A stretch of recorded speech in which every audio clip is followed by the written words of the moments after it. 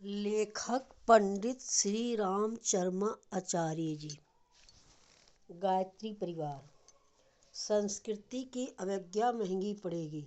गायत्री मंत्र हमारे साथ साथ। ओम भूर्भुवः स्वः तत्सवितुर्वरेण्यं भर्गो देवस्य धीमहि धियो यो न प्रचोदयात्। संस्कृति की सीता का हुआ अपहरण। मित्रों, संस्कृति की सीता का रावण ने अपहरण कर लिया था। तब भगवान रामचंद्र जी राक्षसों समेत रावण को मारकर सीता को वापस लाने में सफल हुए थे। इतिहास की वो पुनरावृत्ति फिर से होनी है। मध्यकाल में हमारी संस्कृति की सीता को वनवास हो गया।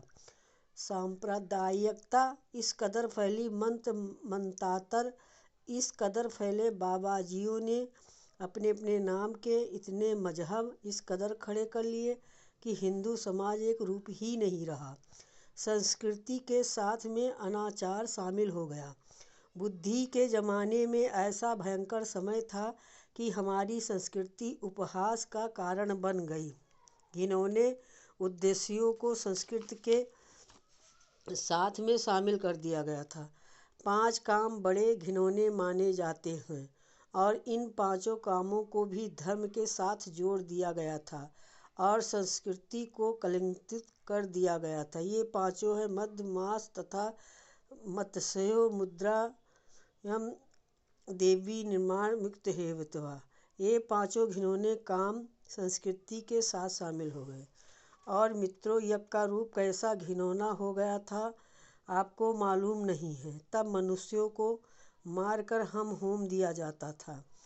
घोड़ों और गऊओं तक को होम दिया जाता था। ये क्या था? ये वनवास काल था। और अब क्या हो गया? अब बेटे, संस्कृति की सीता रावण के मुंह में चली गई, जहाँ बेचारी की जान निकल जाने की जोखिम है और जहाँ से वापस आने का ढंग नहीं दिखाई पड़ता। सीता राक्षसों के मुंह में कैसे निकलेगी? चारों ओर समुद्र घिरा हुआ, उस समुद्र को कौन पार करेगा? रावण कितना जबरदस्त है, राक्षस कितने जबरदस्त हैं, इनसे लोहा कौन लेगा? संस्कृति की सीता को वापस लाने का काम कठिन मालूम पड़ता है। अब वहाँ कहाँ चली गई? वह तो मध्यकालीन युग था, उसमें आस्तिकता फिर भी थी। उस समय किसी कदर आस्तिकता का नाम निशान तो था। राम रहीम का जिक्र तो आता था, यज्ञ कोई बात तो कहता था, धर्म का कोई नाम तो भी लेता था। नास्तिकों का आज युग। लेकिन मित्रों, आज हम लंका के ज़माने में रह रहे हैं, जहाँ की धर्म को अफीम की गोली कहा जा रहा है।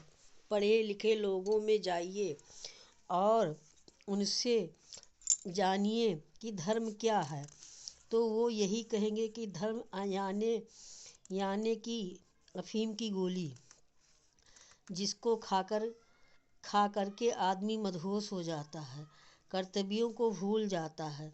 समझदार लोगों में, बुद्धिजीवी वर्ग में संस्कृति के लिए यही शब्द इस्तेमाल होता है। अफीम की गोली और भगवान के बारे में दार्शनिक नीत्शे का एक वचन मुझे बार बार याद आता जाता है और खटकता भी रहता है। नीत्शे यूँ कहते हैं, खुदा मर गया और मरे हुए खुदा को हमने इतने नीचे दफन कर दिया है कि अब उसके दोबारा जिंदा होने की कोई उम्मीद नहीं है। वह अब दोबारा नहीं जी सकेगा। खुदा को अब हमने मार दिया। नास्तिक नीत्शे कहता है कि खुदा नाम की कोई चीज़ दुनिया में नहीं है। जो कुछ खुदा के नाम पर दुनिया में पाया जाता है वो केवल वहम है और हम इस वहम को दुनिया से मिटाकर छोड़ेंगे। साथियों, नीत्शे तो अब नहीं रहा, लेकिन उसका काम, फिलॉसफी का काम साइंस ने अपने कंधे पर उठा लिया। साइंस ने कहा कि परमात्मा की अब कोई आवश्यकता नहीं है और धर्म की कोई ज़रूरत नहीं है। डार्विन ने कहा कि अगर आप धर्म के मामले में दखल देंगे तो आदमी को मानसिक बीमारियां हो जाएगी। मनोवैज्ञानिक फ्रायड ने कहा कि ये बहन है, ये बेटी है और इसके साथ साथ में ब्रह्मचार्य है और ये आपका पतिव्रत धर्म है। अगर इस तरह की बेकार की बातें फैला देंगे तो आदमी के दिमाग में कॉम्प्लेक्स पैदा हो जाएंगे और आदमी को मानसिक बीमारी हो जाएगी। आदमी को उच्च उच्छृंखल रहने दीजिए, स्वेच्छाचार करने दीजिए। जैसे कि जानवरों में स्वेच्छाचार होता है वैसे ही आदमी को स्वेच्छाचार का मौका मिलना चाहिए। ये कौन कहता है? डार्विन से लेकर फ्रायड तक ने यही बातें कही। इंसानी जीवन तबाह हो जाएगा। मित्रों, अभी मैं आपके विज्ञान की बातें कह रहा हूँ, नास्तिकवादी दर्शन की बात कर रहा था, लंका की बात कर रहा था। आपको तो मालूम नहीं, आप तो हमारे संपर्क में रहे हैं, उनके संपर्क में ही थोड़ी ही रहे हैं। आप कंप्यूटर निष्ठों के संपर्क में नहीं रहे हैं, आप बुद्धिजीवियों के संपर्क में नहीं रहे हैं, आप कॉलेज में पढ़े नहीं हैं। कॉलेज में पढ़े होते तो जिस बात का हवाला मैं भी दे रहा था, इसको बड़ा चढ़ाकर आप कहते आपका मौकल उड़ाया जा सकता था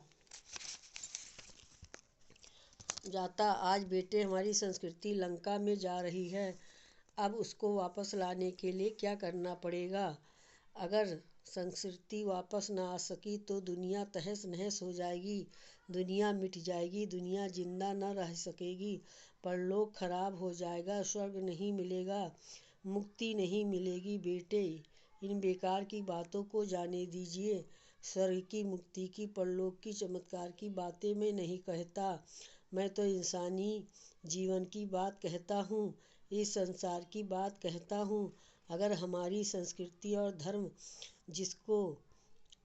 जिसको हम आस्तिकता कहते हैं जिंदा नहीं रही तो दुनिया तबाह हो जाएगी, हमारे गृहस्थ जीवन का सफाया हो जाएगा, पारिवारिक जीवन ऐसे ख़त्म हो जाएगा जैसे कि जानवरों में ख़त्म हो गया है। कुत्ते का कोई कुटुंब नहीं होता है, कोई कुटुंब नहीं होता।